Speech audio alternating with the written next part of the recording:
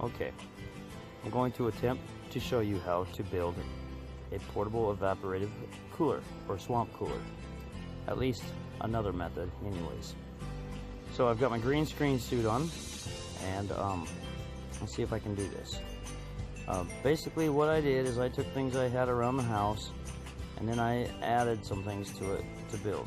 So if you see here, I've got a piece of cardboard. It's corrugated evaporative cooler pad. So I put it inside there.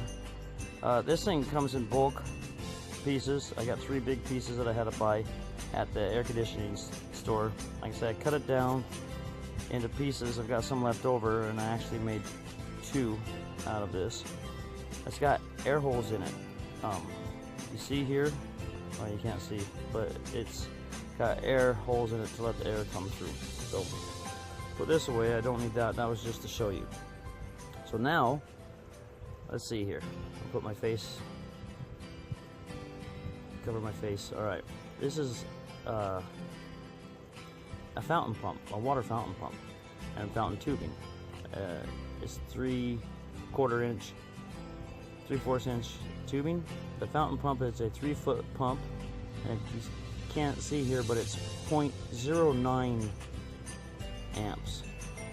So it doesn't use a lot of power, and actually you can adjust the speed on it. But it pumps up to 3 foot. So if you see here, I've got a box fan. I'm going to take off this bungee cord. This box fan here, I like the style of this brand. It's nice and square. The knob is inside.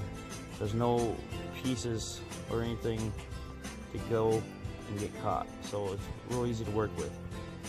And this is 0.5 amps, so can't really see this too well. Yeah, 0.5 amps on this, so that doesn't run a whole lot of power, too much at all. So 0.5 amps plus 0.09 amps will be 0.59 amps. That's less than an amp. So here we got the feet that I use to help stable it. Now here's the key part. This is an old box fan that broke. I took the knob off and I cut all the insides out of it and cleared it out. And then I went ahead and put this in there after I cut it down to fit. You see, I put some holes in the bottom with my soldering iron so that the water can drain out. And then on top here, I've got some bungee cords to keep the pads inside. There you go. It's pretty simple. That's all there is to it. And that cost $17 as well, just like the box fan, but it was broken. So, all right, the lid here costs about $2, so you can get that at the store for $2. And then we've got the water, whatever the water costs, I don't know. And then the bucket is $3. So basically that's everything that you need. You got the $17 fan, you got this $17 broken fan, I guess, and then you got the bungee cords on here, which cost $5, and then the evaporative cooler pad, $40 for the set, but I've got, like I said, leftover. And you've got the bucket for $3. You've got the fountain pump, cost me $20 for this 3-foot pump, and then it was $10 for the tubing. And then of course you've got the lid here for $2. So that's how much everything costs total. Oh, the bungee, I gotta put this on.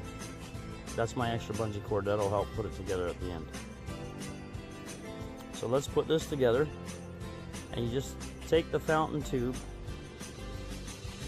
Well, let me show you. Just slide the tubing up in here. Oh, I use my soldering iron to poke holes in this as well, and then I used at the end just to close it up and taper it off. So that's how I got that working. So slide this through the 2 bungee cords I've got on the edges to hold it down. And there you go. That's all there is to that. Just make sure that it doesn't overflow on one side or the other, so it doesn't flow down on the side. And you just take this over here, you take the fountain pump, plug it into the fountain hose, and then you just slide it into the bucket. Well, hold on. There you go. Slide it into the bucket and make sure everything is good. Now I'll go ahead and take the fan, and you can see how I use the feet to hold the cord off to the side and then help stabilize it on the bucket. There you go. Now I take the bungee cord and stick it on the back and then up on the front. Now it's together. It's pretty stable actually. Slide that right on there and it doesn't really move. Plug everything in. And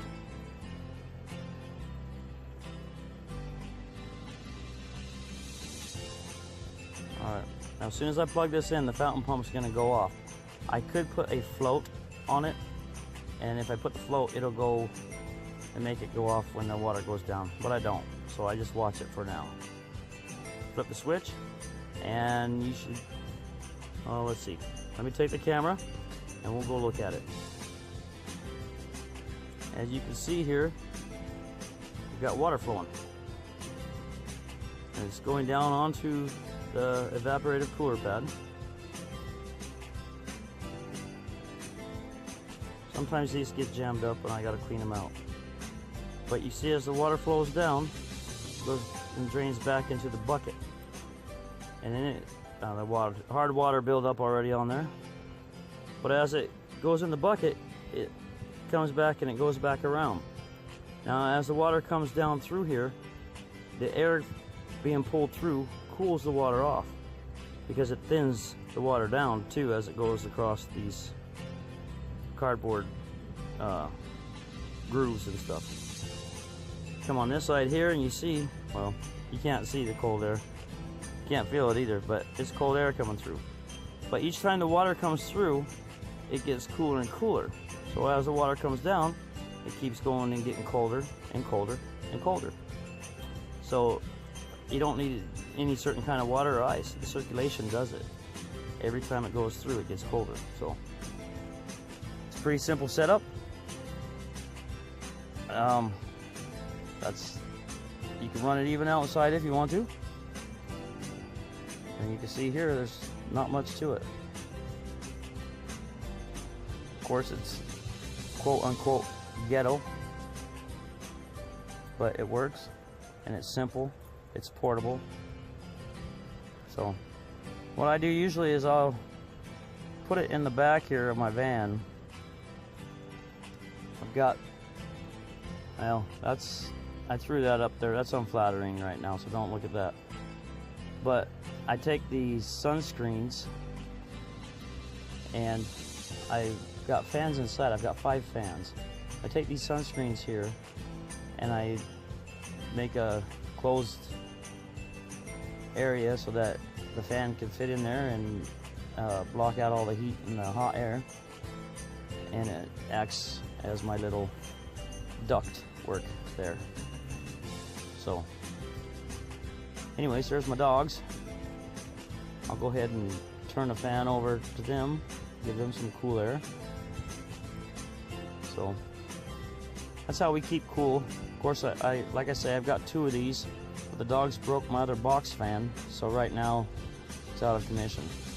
But it's pretty simple. We just fill it up every time it needs it, and I usually fill it up every 2 to 3 hours, depending on how hot the day is.